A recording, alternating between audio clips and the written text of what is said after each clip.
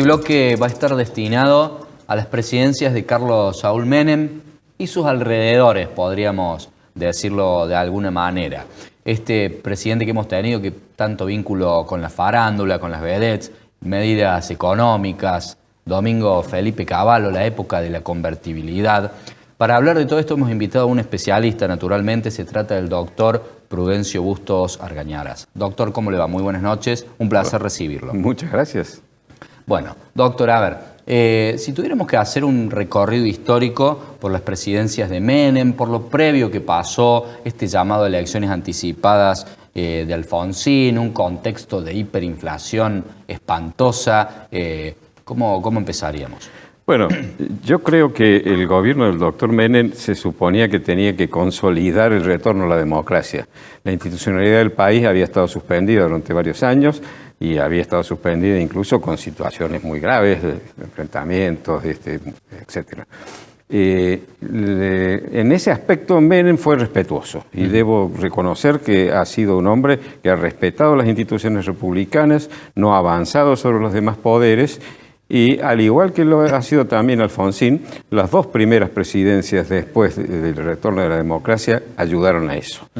Pero el gobierno de Menem tiene varias facetas, es decir, no todo fue muy tan lindo como acabo de decirlo, ¿no? Yo creo que hay dos periodos fundamentales en el gobierno de Menem y están dadas por la presencia de un individuo, que es Domingo Cavallo. Menem ingresa al gobierno en el año 1991. 89, Menem. Cavallo quizás. Perdón, disculpe, sí. Es un lapso. 89. No sé si usted estaba hablando del ingreso de Cavallo o el ingreso de Menem. No, claro. Es Menem.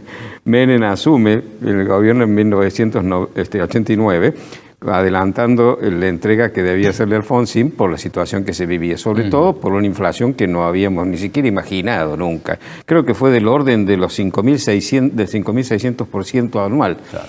Yo no sé si en el resto del mundo ha habido, fuera de la Alemania de posguerra, no creo que no ha habido otro país que tenga esa inflación.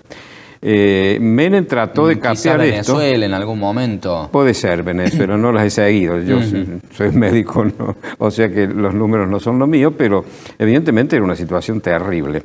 Como que eso fue lo que precipitó el ingreso al gobierno de Menem. Durante varios meses estuvo tratando de acomodar las cosas con ministros de Economía que eran hombres de su riñón, muy cercanos a él, pero la cosa no anduvo. Hasta que a comienzos de 1991, fines de 1990, lo convoca como ministro de Economía al doctor Domingo Cavallo. Y ahí la cosa cambia totalmente. Y un hombre que venía del peronismo, como era Menem, acepta un plan típicamente liberal, como fue el plan de Cavallo, que le trae una serie de beneficios. Una inflación que, ya te digo, salía del 5.600%, se frena de golpe, cae a cero cuando se implementa la ley de convertibilidad. Algo que no me queda claro, doctor. ¿La ley de convertibilidad fue autoría específica de Cavallo o fue autoría de un equipo del peronismo? No, fue autoría de Cavallo y su equipo. Sí, no, el peronismo no iba con el pensamiento peronista, una reforma de esa naturaleza. Pero esto sí, fue Cavallo. Cavallo fue el que hizo la economía del primer gobierno de Menem y por eso digo, marca dos etapas. La ida de Cavallo opera un cambio enorme en el gobierno de Menem y por ende en el país. El resultado de la ley de convertibilidad fue asombroso. Yo no sé si hay otro antecedente también en el mundo de una economía que pase de 5.600 a deflación. A casi deflación. Creo que en algún momento ha habido deflación. Sí, hubo deflación. años con deflación. Bueno, y además con crecimiento. Durante los años 91 y 92 el crecimiento del PBI fue del 10%. Y en todo el gobierno de Menem, en todos los dos gobiernos de Menem, el crecimiento fue promedio anual 4,7%. Estamos hablando de crecimiento real en un país que desde hace muchos años no sabe lo que es crecer. Siempre ha sido decrecimiento, ¿no es cierto? Siempre ha sido ir para abajo. Además, ¿qué es de la convertibilidad? La convertibilidad tenía una condición que fue clave y que tiene mucho que ver con las disposiciones que ha tomado en el orden económico Milei, que es el control de la emisión. ¿Por qué? Porque ya está comprobado, no haciendo una discusión que ya no tiene cabida, que la inflación es producto de la emisión, es decir, es la caída del valor del dinero porque circula mucho más dinero del que se demanda.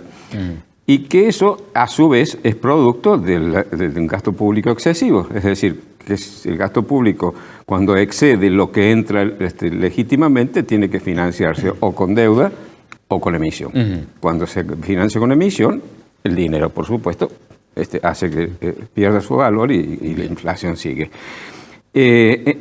¿Cuál era la condición? Primero se cambia la moneda, vuelve al peso. Se elimina el austral y vuelve Se elimina el austral y se vuelve al peso, a un valor 10.000. Es decir, 10.000 australes, un peso. Fue complicado sacarle 4 ceros. Claro. Sí, pero se habían sacado tantos ceros ya que le hace una mancha más al tigre. La convertibilidad era la facultad de poder intercambiar, garantizar el cambio de un peso con un dólar. Esa paridad podía cambiar. Lamentablemente no se hizo en un momento en que era conveniente después que se hiciera, pero esa paridad, en ese que quedó siempre, que estuvo la convertibilidad en 1 a 1. Que Brasil sí lo hizo, ¿no? Brasil lo hizo, efectivamente. Y allá fuimos. Esa garantía implicaba que el Banco Central tenía que tener la reserva suficiente para garantizar que los dólares suficientes para garantizar ese valor, ese intercambio, esa paridad. Y además no podía emitir. Entonces estaba garantizado también que la inflación se mantuviera. Ahora, ¿cómo es que un tipo que vino de La Rioja con su ponchito contando que iba a ser presidente, empezó a manejar su Ferrari, llegar a Olivos en no recuerdo si era una Testa Rosa o una F40, ya seguramente lo vamos a poner ahí, a tener relación, digamos, con varias vedettes del mercado argentino, artista internacional que venía, artista internacional que se sacaba una foto con Menem, lo veíamos quizás jugando, algo más. Claro, lo veíamos jugando al tenis, al básquet, una amplia soltura para ir a programas televisivos de diversa índole. ¿Cómo llega él? ¿Cómo es que se gesta este liderazgo? Y también hablar de la situación de todas las privatizaciones, ¿no, doctor? Sí, yo creo que Menem era peronista, evidentemente, siempre fue peronista, pero el peronismo tiene una característica que le han heredado de su fundador, que es la versatilidad. El peronismo y los peronistas tienen una gran cantidad de trajes que se cambian según la conveniencia. Si no, le preguntemos a Scioli, doctor. Bueno, ese es un ejemplar realmente muy paradigmático, pero el mismo Perón fue, nació como al política como un nacionalista, diría filofascista o fascista directamente. Después se alió, se acercó al terrorismo. Hizo una apología del Che Guevara cuando murió. Dijo, ha muerto el mejor de los nuestros. Por supuesto que cuando volvió al gobierno, los hechos de Plaza de Mayo, les dijo mocosos imberbes, etc. Bueno, una versatilidad realmente asombrosa. Yo creo que esa versatilidad es la que lo caracterizaba a Menem. Cuando Menem vio que acá había que resolver las cosas de esta manera, no le importó si esa propuesta estaba o no dentro de las 20 verdades peronistas. Hay que hacerlo. Lo hizo. Y ahí salió. Pero ¿qué pasó? El peronismo tiene también una voluntad, una vocación de poder muy fuerte. Entonces Menem no concibió que, habiendo conseguido lo que había conseguido, no pudiera repetir su mandato. Entonces ahí vino el gran problema, el gran quiebre. Y ahí, desgraciadamente, un hombre que había sido también respetuoso de la institucionalidad como Alfonsín, se alió con él e hicieron un acuerdo personal, es decir, un toma y daca. ¿Usted se refiere para la reforma constitucional, doctor? Me refiero, sí, al Pacto de Olivos y la reforma constitucional. Es decir, dame un tercer mandato, yo te doy un tercer... Segundo. Un segundo mandato, yo te voy a dar un tercer... periodo en la Cámara. No, un tercer ¿cómo se llama? Cámara de Senador. Por eso, senador. periodo en la Cámara. Entonces, para hacer eso, él tuvo que pactar con media humanidad, con muchos sectores, y sobre todo con sectores de su propio partido. Bueno, también habla un poco de su habilidad para el teje y el maneje de la política. Sí, sí, era habilísimo. Y esa versatilidad, cuando se utiliza para el bien, no es malo, es bueno, porque se adapta. Acuérdense que Darwin decía que las especies que sobreviven más son las que mejor se adaptan a los cambios. Tome el agua tranquilo, doctor, que yo mientras tanto aprovecho para preguntarle ¿qué incidencia tuvo toda esta privatización de las empresas en ese veranito económico que se vivió? ¿Cómo afectó a la industria nacional esto de llegar a la reelección y también, lógicamente, esta decisión de no devaluar y mantener la convertibilidad, que luego también de la Rúa hizo lo mismo? Claro, y el propio Cavallo se equivocó, ahí es donde él mismo me lo dijo. Yo tengo una relación muy cordial con él.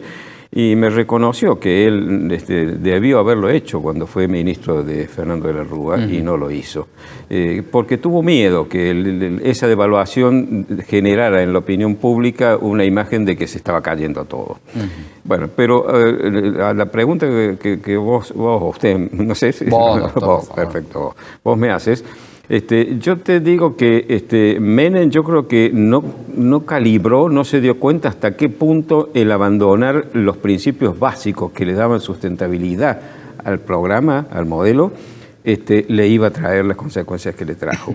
Entonces, para poder arrimar voluntades que le permitiera avanzar en su idea de modificar la Constitución y ser reelegido, tuvo que poner mucha plata, para decirlo claramente. El gasto público aumentó. El gasto público disminuyó durante los primeros años y disminuyó sensiblemente. Yo traje acá unos números porque es bueno tener una memoria, claro. Sí, el gasto público en 1999 subió un 80%. Es decir, casi duplicó. Sí, totalmente, perdió todo límite. Y ahí, entonces, la convertibilidad ya no tenía sustento, no se estaba manteniendo ficticiamente, porque hubo que emitir para poder cubrir ese gasto. Claro. Y al emitir, la inflación nuevamente se tenía que disparar, no se podía mantener a un peso el dólar. Bueno, Cavallo vio venir esto, tuvo muchas diferencias con Menem en el momento de avanzar en la idea de la reelección y de la reforma, y terminó, por supuesto, yéndose. Lo acompañó hasta que terminara el periodo, pues yo creo que por una cuestión de lealtad, sí. Y inmediatamente se fue. Y se fue al final mal. No sé si vos te acuerdas del episodio aquel con aquel mafioso que se llamaba, ya no me acuerdo cómo se llamaba, que estaba perseguido, que no se sabe todavía si murió al final o quedó vivo. Yabram. Yabram, sí, bueno. No creo yo, doctor, que se haya muerto, el dueño de Organización Clarín Argentina. Sí. Hablando también de muerte, ¿no? Algo que le tocó muy de cerca a Menem, además de su vida, incluso después de casarse con una, no sé si era Miss Mundo, Cecilia Boló, con Miss Chile, pero le tocó los atentados y la eliminación de su hijo. Sí, ¿no? Pagó un precio muy caro. Y pagó un precio muy caro y los comentarios, yo no puedo asegurarlo, porque creo que muy pocas personas pueden hacerlo, pero lo que se dijo en ese momento es que era una venganza del narcotráfico. ¿Por qué? Antes de que Menem asumiera como presidente, había 3 gobernadores del noroeste argentino que estaban sospechados de tener una vinculación con el gobierno de Bolivia en ese momento. ¿3 nomás? Pero fundamentalmente 3 gobernadores, que eran Carlos Saúl Menem en La Rioja, en Salta, ayúdeme porque los nombres... A mí se me fue también. Sí, también. Sí. Árabes, los 3 de ascendencia árabe, los 3 casualmente. No me acuerdo en este momento cuál es, y Sadi en Catamarca. Los 3 aparentemente tenían vinculaciones con un general boliviano que era un hombre que manejaba el negocio de la coca, la cocaína.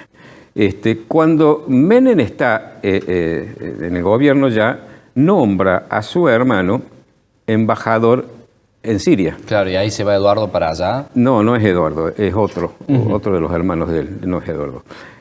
Va como embajador a Siria y ahí establece una conexión con la gente de Siria que ya se manejaba la droga grande, la droga pesada, ¿no es cierto? Y entonces parece que empieza a haber un negocio de ingreso de droga pesada proveniente de Siria que hace que el negocio con los bolivianos se caiga. Y la venganza del cartel boliviano, digamos, de la cocaína, habría sido la muerte de su hijo. Si es verdad o no es verdad, no lo puedo asegurar. Pero Menem, te recuerdo que estuvo procesado por el tema. Estuvo preso, claro. Estuvo preso 2 veces, sí. En esa estancia. Efectivamente. Sí, en el llamado conurbano, como le han inventado los porteños, ese nombre que no existe en la lengua castellana. El Menem estuvo procesado por eso, estuvo condenado por el tema de la venta del incendio de la fábrica militar de Río Tercero. Atentado, ¿no? Sí, un atentado, por supuesto. Y estuvo también procesado, no me acuerdo si también condenado, aunque en definitiva la Corte le levantó todos los cargos, por supuesto, pero estuvo con una segunda condena por el tema de la venta de armas a Ecuador y a Croacia cuando estaba Ecuador en guerra. Claro. Doctor, y falta decir también que ganó la primera vuelta, digamos, de las elecciones ante Néstor Kirchner, que quedó segundo. No quiero dejar de preguntarle, desde su punto de vista, su bagaje histórico, su mirada, ¿qué relación encuentra y qué similitudes o diferencias con Javier Milei, con el gobierno de Javier Milei? No se me había ocurrido, porque Javier Milei, más allá de su temperamento tan original, sui generis, es un hombre que por lo menos hay que reconocer que es coherente. Es decir, siempre ha defendido un modelo económico que es el que ha llevado a la práctica. No ha sido como Menem, que se aferró de alguien que pensaba distinto de lo que él había siempre militado. Si yo decía lo que iba a hacer, no me votaba nadie. Esa fue la excusa que él dijo, porque me acuerdo que por supuesto, había hecho una campaña electoral donde iba a repartir todo y todo iba a ser una fiesta. Y él después reconoció eso. Yo creo que esa es una diferencia fundamental. Pero también hay una diferencia de temperamento. Menem era un bon vivant, un hombre que le gustaba la farándula. Claro, no gritaba. Pero era bastante contenido, no andaba insultando gente, al contrario, era de una gran simpatía.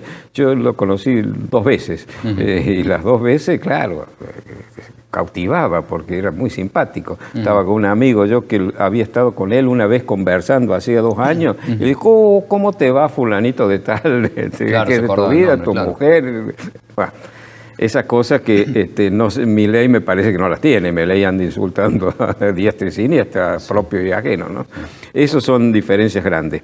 Ahora, volviendo a Menem, a mí si yo tuviera que hacer un juicio de valor de lo que fueron los gobiernos de Menem, pondría como positivo lo que te dije, que fue el primer periodo donde la economía la puso en su lugar y si hubiera perseverado yo creo que otra sería la Argentina de hoy. Pero en lo negativo, para mí lo más importante fue la reforma constitucional. Nos hizo un daño inmenso, enorme, que hasta el día de hoy estamos padeciendo y me temo que vamos a padecer por muchos años más, porque no veo voluntad de cambiarlo. ¿Ese considera usted que fue el peor daño del gobierno de Menem? Un daño enorme. Un acuerdo entre 2 personas que como borregos siguieron los peronistas, los radicales y, ojo, el partido al cual yo pertenecía, que era la UCD. Fue una de las razones por las cuales yo me aparté muchísimo y terminé siendo senador, el presidente del bloque de senadores expulsado de la UCD, porque denuncié incluso actos de corrupción. Quebró el federalismo fiscal. La Constitución de 1853 no le permitía a la nación cobrar impuestos, salvo situaciones de máxima excepción, con acuerdo del Senado y por tiempo. Los que cobraban los impuestos eran las provincias, un sistema federal, obviamente, eso es el federalismo fiscal. Y ahora lo cambiamos. Eso que la nación fue avanzando y violándolo contra lo que decía la Constitución. En el 94 le pusieron una cláusula donde le daba facultades concurrentes. Sin federalismo fiscal no hay federalismo político. Y usamos esa frase suya, doctor, para cerrar esta entrevista, que ha sido un gusto, la verdad, recibirlo, y quedan las puertas abiertas de nuestro programa, naturalmente, para otra ocasión. ¿Cómo no? Gracias. Este programa ha llegado a su fin. Nosotros los invitamos a seguir compartiendo esta pantalla. Nosotros nos reencontramos la próxima. Hasta entonces.